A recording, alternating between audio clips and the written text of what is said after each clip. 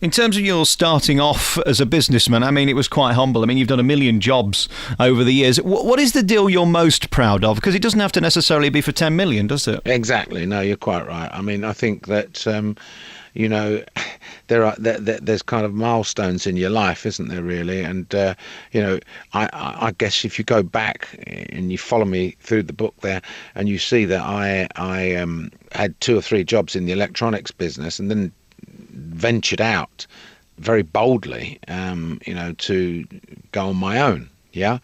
And I guess, you know, I still see it today, that very, very first sow that I made, most probably for about £4 or something like that, or £6 for 6 car aerials to Mr. P.W. Thaxton in East India Dock Road. That was the first trade sow I made as Amstrad to a trade customer. I mean, that was, and then, you know, go and move on, I don't know, 20 years from there, to 1987, say, and you know I'm selling £100 million of goods to Dixon's. You know what I mean? So, is that a great achievement? You know, of course it was. Maybe the first time I brought a computer out, and when I saw it, you know, you develop the computer, you think it's good, you know it's good, your people tell you it's good, we're all enthusiastic about it, but you know who makes the decision as whether it's good or not? It's the public. And so when you stick it in the shops, and then bingo, suddenly they start calling you up and say, send some more of this stuff down here, then you've made it, you've hit it, you know. So there's lots of those kinds of moments, but they don't necessarily have to, you quite rightly said, doesn't have to be the biggest deal that you've done. Yeah.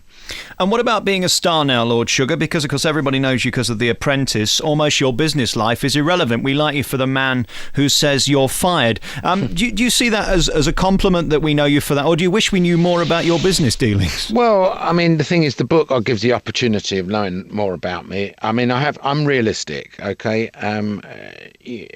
I was known in the city in the 80s as this rags to riches story, Margaret Thatcher's, you know, kind of dream, really, of what she wanted.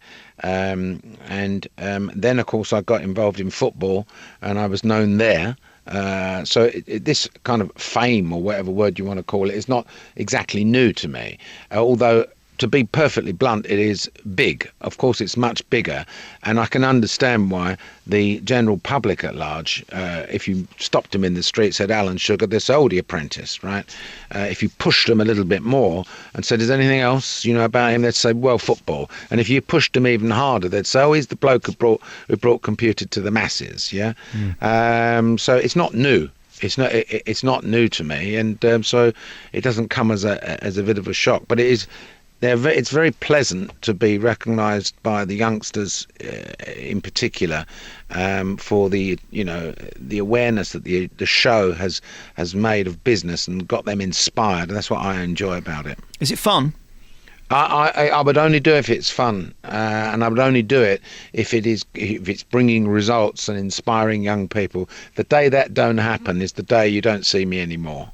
What about the comparisons to you and Donald Trump? Because, of course, he's your compadre the other side of the Atlantic who does The Apprentice. Are you similar as people, or can you be totally different but equally as successful? Well, I don't know Donald Trump at all. I've spoke to him once for a very short period of time over a telephone, so it'd be completely unwise of me to form any opinions from that. And I've learnt in life you do not you do not form opinions by listening to others. Right. So, you know, you form your own opinions. Look, Donald Trump was the first one to do this in America. It was the format was invented in America. The American market, as we know, culturally is completely different to United Kingdom, and he does and did a good job on The Apprentice there. They sent his program over here to England. They put it on BBC2. It didn't go down too well, I think it's fair to say. My one, because I am adapted to the English culture and the English way of life has been a success. So you see, both people very successful, doing the same thing but in a different marketplace. So. Well, I find his hair so distracting. That's the problem with the American version, isn't it? You're in a league of finance that basically you don't have to worry about the first class ticket. You can buy the plane. You don't worry about staying in a 5-star hotel. You can buy the hotel. If we were to go out and have fun, what would make you happy? What would be a good day out for me and you? Well, I'll go on my bike somewhere, and get out in the countryside on a nice ride on a day which is not too hot, not raining. Find new routes there. I'll take my plane up, a little plane up for a fly, and go and visit somewhere in France or something like that. I mean, that's the type of thing that I do. Or I'd watch, and I'd come home and watch some, TV program that I'm interested in, or go to a football game. I mean, I'm a very simple fellow, And if we were to have a dinner together, what's your favourite bite to eat?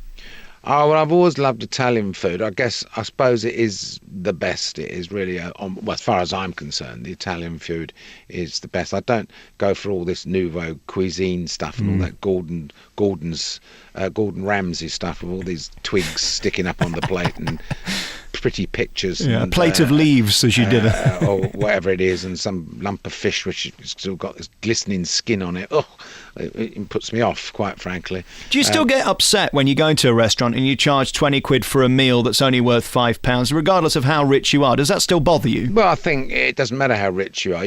No one likes being ripped off, okay? And so you won't find me going to places where I'm going to lead with my chin and get ripped off. I just won't go there.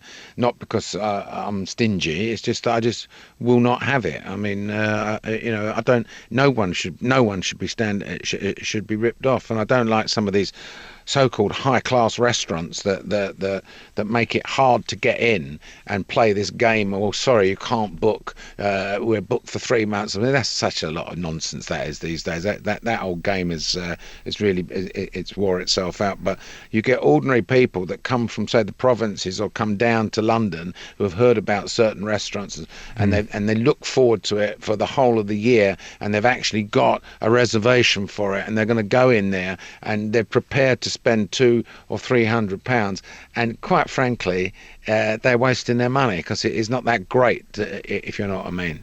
Very finally, before we go politically, we've got a new coalition. We've not had that before. Is this a good place to be? Well, I would say watch this space, because I can't see this coalition lasting too long. I think if Gordon Brown and David Cameron, if you got them in a room on their own, or if their wives were laying next to them in bed at night and asked them, would you have done live TV interviews again? Both of them would have said no, because I think the live TV interview is what caused the mess that we're in at the moment. We have a coalition government where the Liberal Party were given airtime in the middle of a live television broadcast. They started making promises that they had no intention of fulfilling, because they thought they weren't going to get in, and they confused everybody so that we didn't have a majority one way or the other, Labour or Conservative. And now Clegg and people like Cable, I don't know what's hit them. They're like Leyton Orient playing in the Champions League. I mean, they found themselves sitting there and they're, oh, blimey, we did say that. Oh, yeah, we did say this, but we didn't mean it, actually. It's just a spoiling tactic, actually. We didn't really mean it.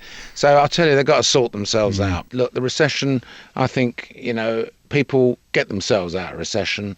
They've got to realise that there's no free lunch culture out there, and once they've overcome that and get their heads down, get back working again, and you won't know when you're out of recession. You only know you're in a recession when you don't know you're in a boom. You never know you're in a boom. You only know when you was in a boom when you look back and say, oh, blimey, that was good. Look where we are today. So I think you have to work your way out of it. Lord Sugar, has this been okay, me asking you questions? I mean, you're a very private man. Obviously, you've written the book, so you're prepared to talk about it. Would you rather not talk? Sorry? Would you rather not have to do this? I mean, in your dream world, is it okay talking about you? Because you are a private man, aren't you? Well, relatively private, but I talk all day long. I go around the country and talk to people in schools. I talk to business people. I host Q&As every single week of the year. That's what I do to try and inspire people. So I've got a problem with people asking me questions. Have I done all right? I don't want to disappoint you. I don't want you slagging me off to compliance or anything. You've done all right. I'll make sure that you're not reported to the BBC compliance unit. Apprentice starts tonight. Then is it going to be a good one? Very good. Like all products, the longer you make them, the more experience you have in making them, the better they get. And I think you're going to see this as the best series so far. It's been a great honour for me and a thrill as well. Lord Sugar's new book is out. It's called What You See Is What You Get. It's released £20. And thank you so much for coming on the programme. Really appreciate it. Okay.